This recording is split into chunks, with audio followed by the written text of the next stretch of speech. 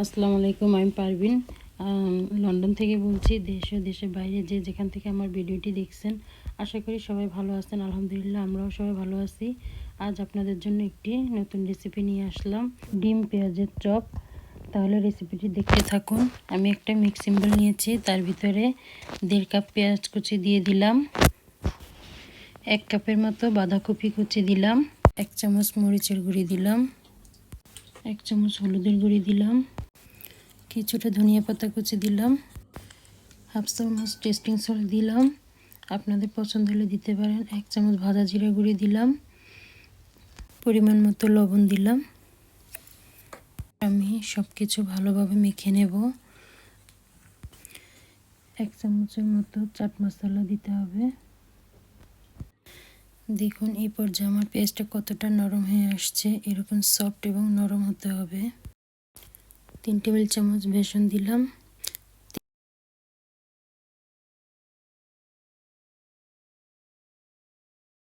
3 table চামচ চালের গুঁড়ো দিলাম,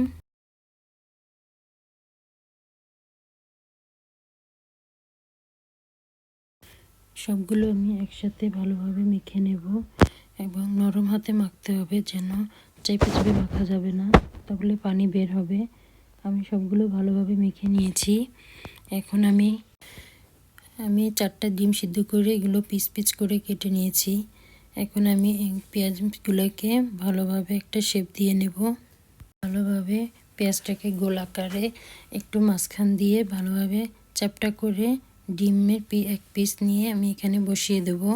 তারপর ডিমটাকে ঢাকার জন্য পুরো রাউন্ড করে লম্বাটে শেপ দেব।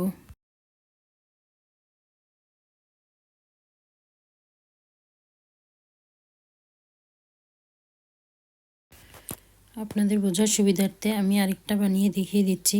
দেখুন সবগুলো এভাবে বানিয়ে নেব আমি।